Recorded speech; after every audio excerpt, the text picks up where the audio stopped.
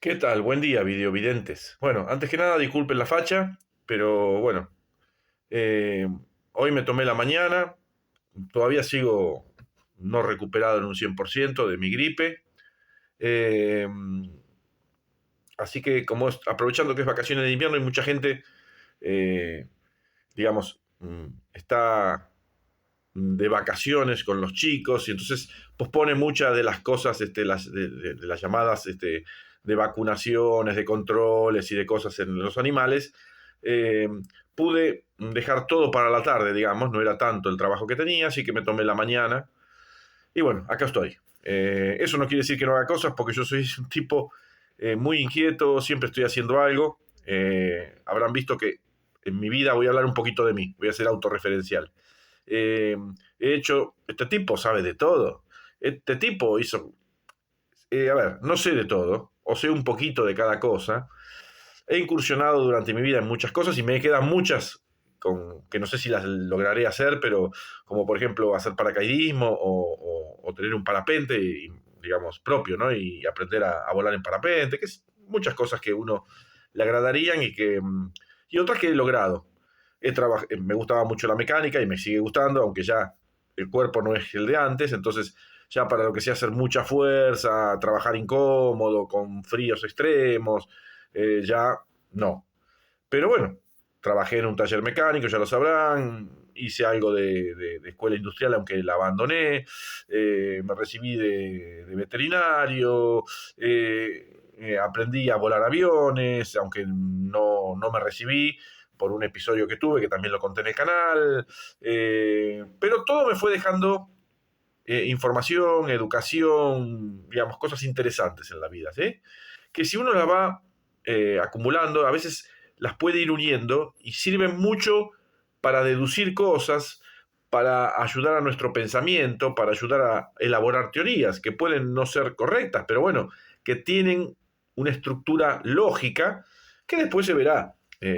A veces encaja bien, a veces no, bueno, pero así es mi vida, ¿sí?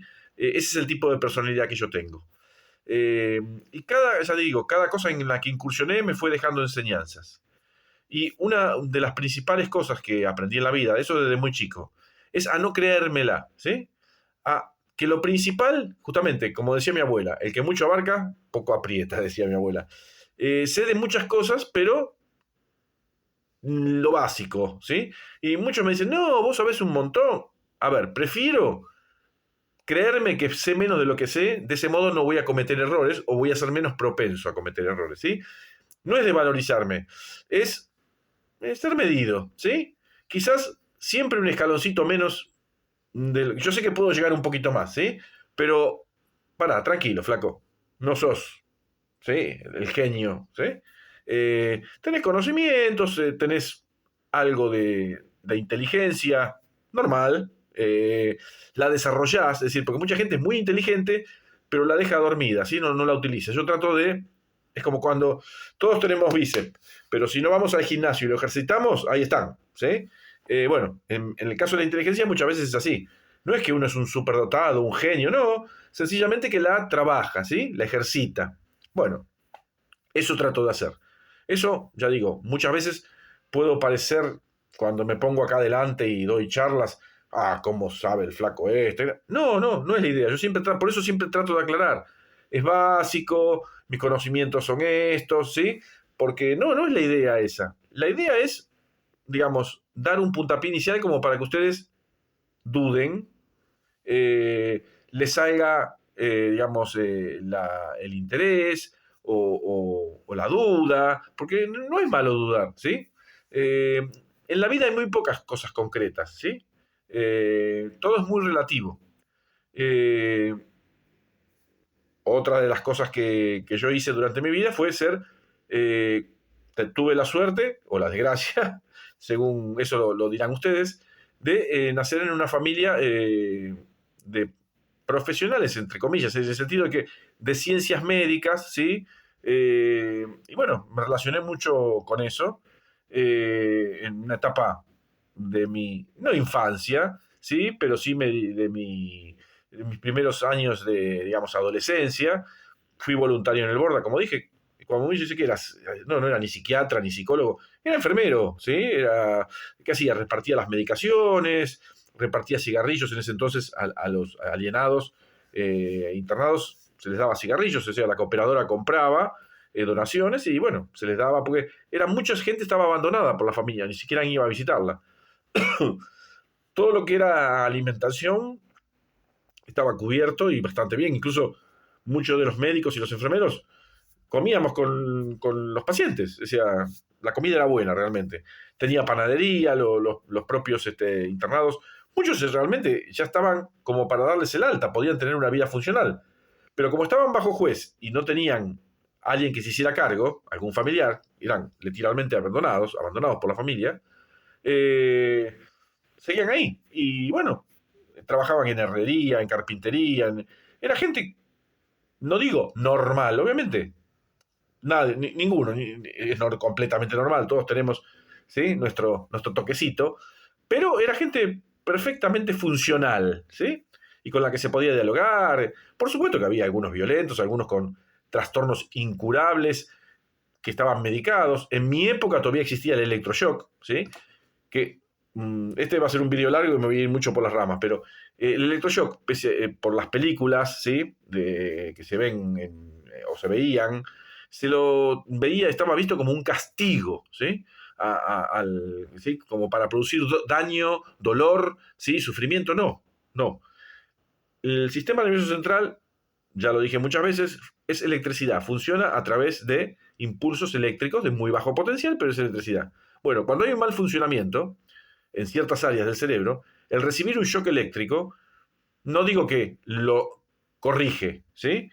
Pero durante un tiempo, ese área del cerebro con mal funcionamiento como que se apaga, se duerme o se atenúa. Y la persona funciona de mucho mejor manera.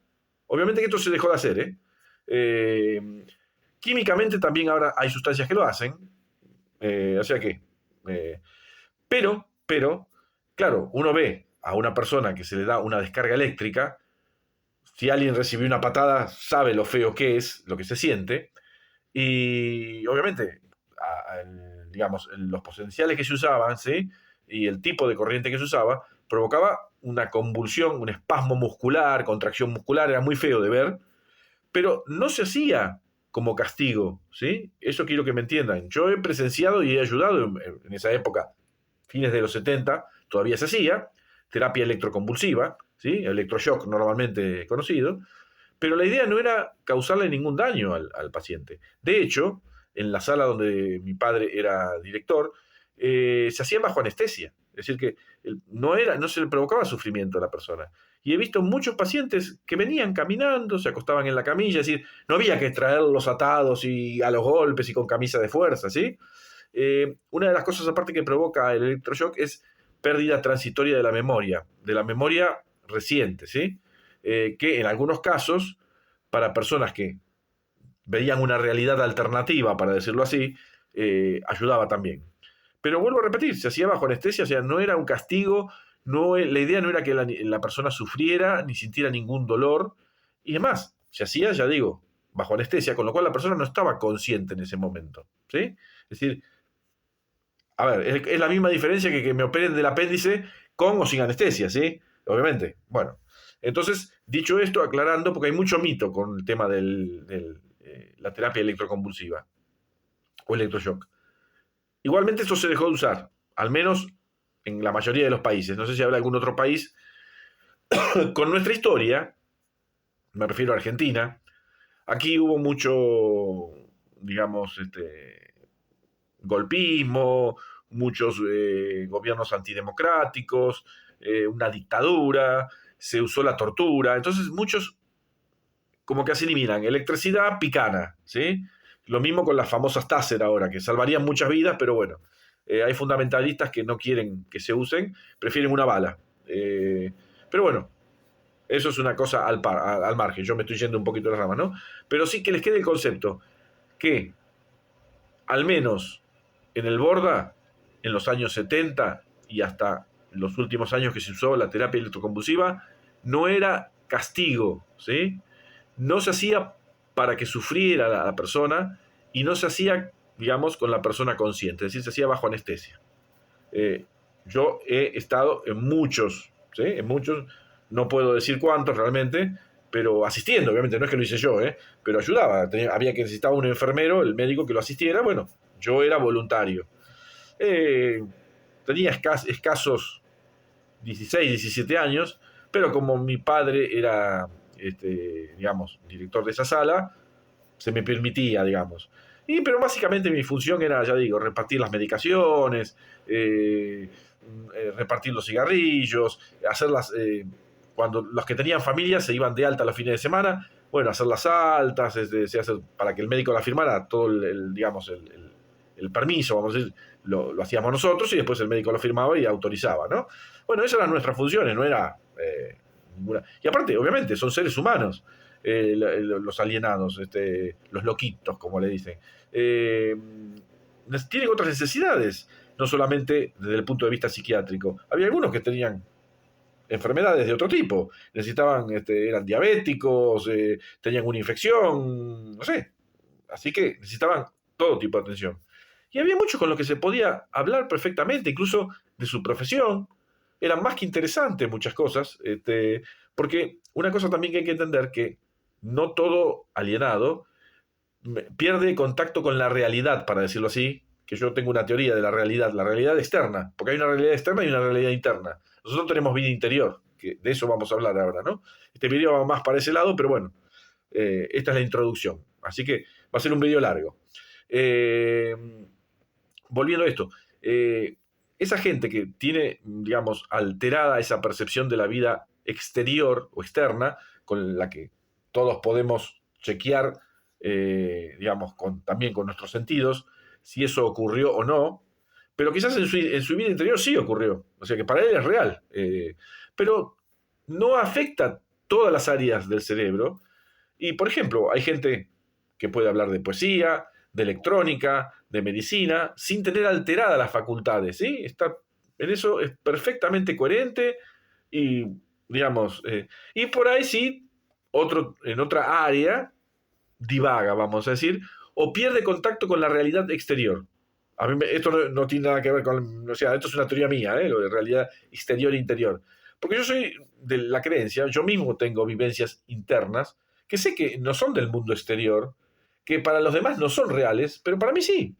Se generó acá adentro. El cerebro y el sistema nervioso central es muy complejo y puede hacer una mezcla de cosas, de realidades, de fantasías, vamos a llamarlas, ¿sí?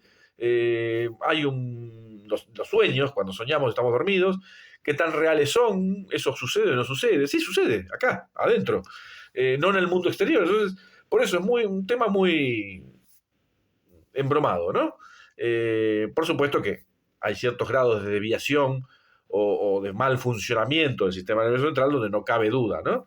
Pero hay ciertas cosas, digamos, que solo son males funcionamientos y otras son de momentáneos y otras son, sí, alienación mental, vamos a llamarla.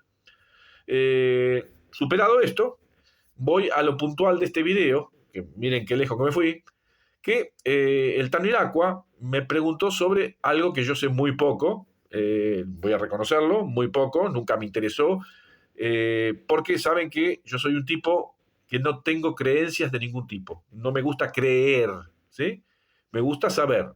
Eso, aclaro, que saber no quiere decir estar en un pedestal y decir, yo sé, yo la tengo clara, no, el que sabe duda, y sabe justamente que lo que sabe está sujeto a cambios, ¿sí? Y que puede estar equivocado o puede ser una realidad o una verdad parcial, ¿sí? El que cree, siempre lo digo, cree y no le importa nada. Es más cómodo, entre comillas, ¿no? Ayuda mucho a vivir un poco más tranquilo el creer. Yo creo que, y listo, me relajo y no tengo que hacer más nada. En las religiones o en lo que sea. Por eso yo no, cuando tenga, yo no niego nada, no estoy negando, no estoy diciendo, eso no existe, ustedes creen y... No, yo no tengo pruebas, creo que casi nadie la tiene. La existencia de vida extraterrestre, todo eso, yo ya siempre digo, yo creo en los extraterrestres, me dicen, ¿por qué tenés que creer? No, el día que tenga ni siquiera que tenga contacto con uno, eso ya sería bárbaro, ¿viste? Ahí sí, digamos, lo sabría, pero que tenga una prueba medianamente concreta, que no sea un relato, una experiencia, no voy a dar por hecho de que existen los extraterrestres. Ahora no niego la posibilidad de que sí, ¿sí? Y siempre lo digo, pudieron haber existido y ya no, porque se pudieron haber extinguido. O sea que puede existir vida, pero no vida inteligente, porque inteligente, ¿a qué llamamos inteligente? A nuestra inteligencia, puede haber otro tipo de inteligencia, o sea, es muy filosófico todo este tema, nos podemos ir al demonio, pero bueno, lo que quiero que quede claro es que yo no critico a los que creen, los respeto, pero no es mi esencia. Yo no creo en absolutamente nada. Nada, cuando digo nada, es nada, ¿sí? Ni siquiera creo en la ciencia, no es creer en la ciencia, es saber lo que se sabe hoy que puede cambiar. ¿Hay algo concreto, inamovible? No. Realmente, si se ponen a pensar, no. Puede que algo sea una verdad durante muchos milenios incluso, pero esa verdad puede cambiar, ¿sí? Entonces, dejó de ser una verdad o una realidad. Un ejemplo tonto. Ustedes saben que el planeta Tierra tiene una vibración, vibra, y vibra a una determinada frecuencia. Bueno, esa frecuencia era X, no recuerdo exactamente cuál, cambió. Durante milenios fue una, y bueno, se sabía, pero ya no. O sea, las cosas pueden cambiar.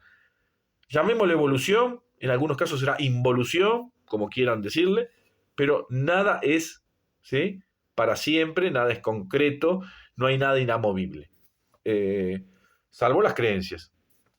Pero bueno, ya digo, no es crítica, yo respeto y nunca me voy a pelear con alguien o voy a desestimar a alguien o voy a criticar a alguien porque crea. Es, digamos, su personalidad, su forma de ser, lo que le hace bien, vamos a decir, está bien. Ni me voy a poner a discutir, sí le voy a decir mi modo de pensar, ¿sí? Y yo voy a escuchar el modo de pensar de él y bueno, nos respetamos mutuamente, todo bien. Ahora también digo que para seguir avanzando pasitos, digamos, y no quedarnos siempre en lo mismo, estar estancados, hace falta dudar, hace falta no creer, sino saber, aunque sea saber equivocadamente, pero eso nos va a llevar a ir corrigiendo, ¿sí?, esas creencias y darse cuenta que, bueno, que no eran tales. Hay muchas cosas que se creyeron en la antigüedad que se demostraron que no. Ya hay pruebas concretas. Entonces, bueno, el tema es ese. Pero vuelvo a repetir, el respeto es lo principal. Una de las tantas cosas que me enseñó, una de las tantas cosas en las que incursioné en mi vida, que fue el tema de ser piloto, es desconfiar de los sentidos. Nuestros sentidos son muy fáciles de engañar, ¿sí? Y el que confía ciegamente en los sentidos, en la vista, en el oído, en el olfato, en el equilibrio, le puede errar fiero, se puede equivocar y mucho. En un avión, ¿sí?, hay que creerle a los instrumentos, porque si uno cree en lo que percibe el cuerpo, se la da, ¿sí? Y de hecho, por eso los instrumentos de los aviones, la mayoría, y en los aviones más desarrollados, está todo duplicado, ¿sí? Es redundante. Porque puede fallar, obviamente, también un instrumento, pero ya que fallen dos, es más difícil. En medicina, por ejemplo, hay una cosa muy común que hacen muchos médicos, que para mí está mal, y es, por ejemplo, quieren saber la frecuencia, ¿sí? Lo que llaman el pulso. Y en vez de tomarla durante un minuto, ¿sí?, la toman durante 15 segundos y multiplican por 4. ¿Qué están haciendo? Si hubo un pequeño error, lo están multiplicando por 4. Entonces, esas cosas hay que tenerlas muy en cuenta, ¿sí? Hay que ser lo más estricto posible. Y aún así uno se puede equivocar, obviamente, y meter la pata. Pero bueno, uno trata de que no, ¿sí? Y ya le digo, el Tano el Aqua me pidió que hablara sobre vidas pasadas, ¿sí? Cosa en la que yo no creo, obviamente.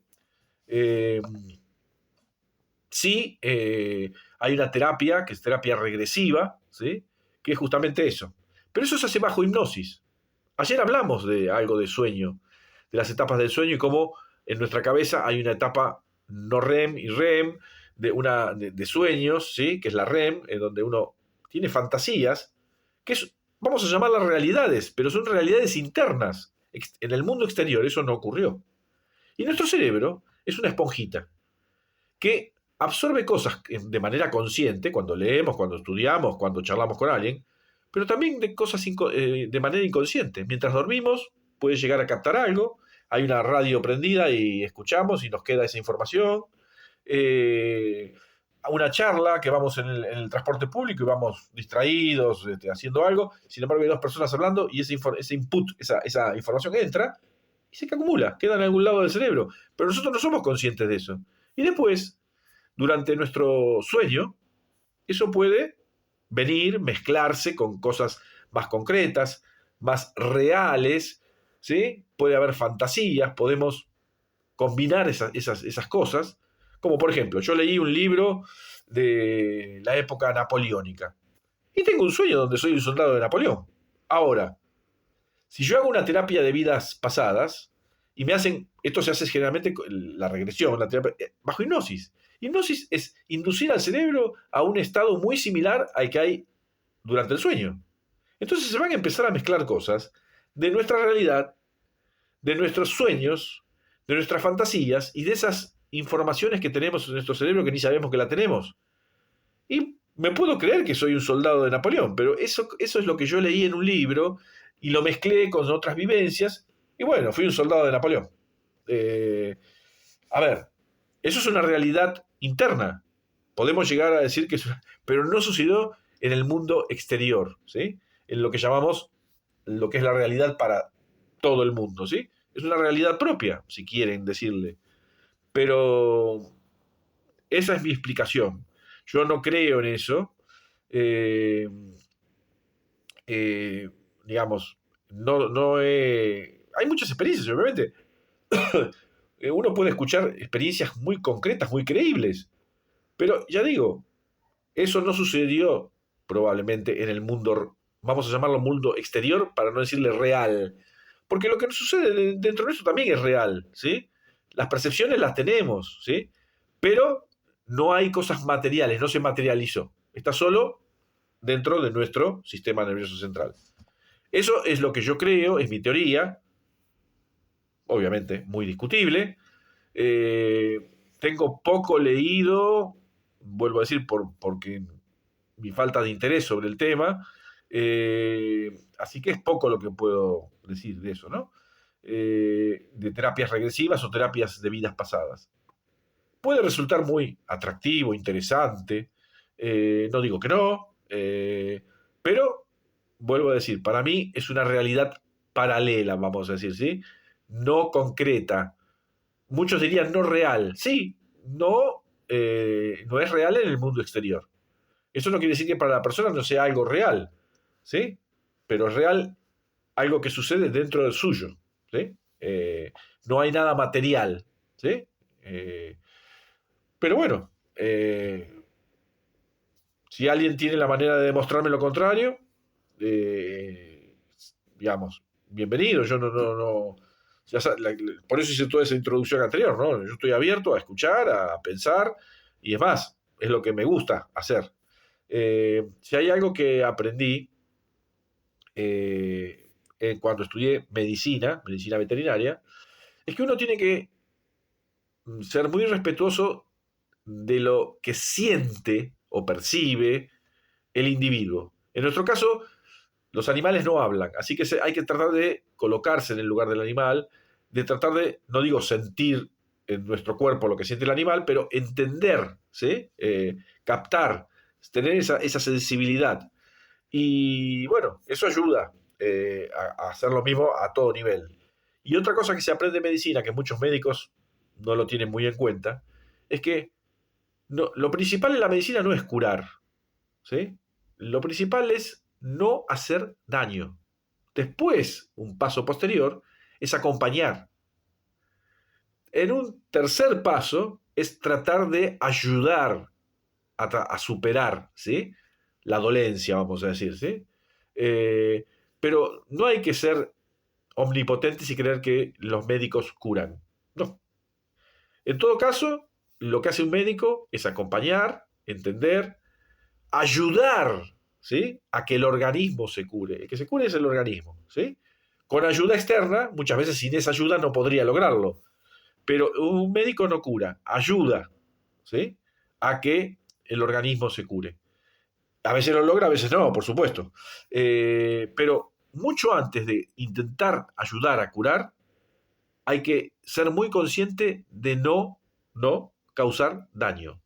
Porque si yo, en el intento de que ayudar y de curar, lastimo más que la enfermedad propia, bueno, entonces lo primero es no empeorar la situación, ¿sí? Y eso es una enseñanza que es válida para muchas cosas de la vida, ¿sí? No solo para la medicina. Muchas cosas dicen, hay cosas que sí son concretas, Gregorio, vos estás muy equivocado. El bien y el mal. El bueno es bueno, el malo es malo. No. Hay gente mala que, sin embargo, tiene trazos o facetas de bondad. Y hay gente muy buena, sin embargo, tiene quizás reprimida maldad. ¿Sí? ¿Ustedes se creen que yo soy un santo, que soy una persona excelente? No, yo tengo, o tenía muchas veces, sentimientos violentos, ¿sí? Pero mi parte, vamos a llamarla buena, los pudo controlar, los reprimió. Incluso he mejorado, siempre fui de un tipo de un carácter no violento físicamente, eso lo controlé siempre, pero sí verbalmente. Y también aprendí a controlarlo, digamos. Porque siempre hay que tratar de lo principal, no dañar, no empeorar las cosas, ¿sí? Después vamos un paso más allá. Si podemos mejorarlas, genial. Si podemos ayudar, genial. Pero el primer paso es no empeorar, ¿sí? Así que esto hay que tenerlo en cuenta. Y vuelvo a repetir, siempre hay algo rescatable en las personas, aún en la peor persona, ¿sí? Siempre hay algo bueno por ahí, es muy chiquito y muy oculto. Y también hay personas, ya digo, personas buenas, no me considero una persona buena, pero quiero decir, normal, en donde parece que no tengo maldad, sin embargo, la tengo reprimida, porque mi parte, el yin y el yang, ¿no? Mi parte buena es capaz de controlarla, de moderarla, de superarla, ¿sí? Y de eso se trata la vida, de tratar de ir por el camino bueno, ¿sí? Si no sería todo muy fácil, seríamos todos eh, eh, personas, y, digamos, excelentes, no habría ningún problema, todo sería, como decían las abuelas, coser y cantar, ¿no? Pero bueno, es mi manera de ver las cosas. En algunas cosas puedo tener razón, en otras no, pero hasta ahora no me ha ido tan mal en la vida siendo de este modo. Tampoco me fue todo perfecto. Y ya digo, tengo muchas cosas pendientes. Soy un tipo que hasta el último respiro voy a estar haciendo cosas. Me gusta incursionar en lo que se les ocurra. Tengo mis límites, obviamente. Hay cosas que me las impongo yo a hacer, que no es que me gusten hacerlas, pero digo, no, tengo que hacerlo. Hay que hacerlo, te tocó a vos, bueno, adelante, hacelo de la mejor manera posible y sabiendo, como siempre digo, hasta dónde puedo llegar, ¿sí? Y siempre ese hasta dónde puedo llegar, yo personalmente siempre trato que sea un nivel un poquito menos de donde realmente puedo llegar, ¿sí? Yo sé que podría tal vez un poquito más, pero no es la idea llegar al límite, ¿sí? Porque ahí es donde pueden aparecer los errores. El otro tema es, el Tano me mencionó algo de sofrosis. Yo entendí eso, por ahí escuché mal. Yo sofrosis lo que conozco es una rama psicológica, ¿sí? Que no tiene nada que ver con la hipnosis y la regresión a vidas pasadas. Es todo lo contrario. Es una terapia basada hacia poniendo todo en el futuro, ¿sí? Poniendo el foco en el futuro. Usa mucho la yoga, la psicología, digamos, el yoga y algo de, digamos, lo que es enseñanzas de budismo zen. Es un cóctel. No sé bueno, creo que ya se está por cortar el video. Pero no sé qué aceptación tenga. Así que bueno, les mando un abrazo y nos vemos.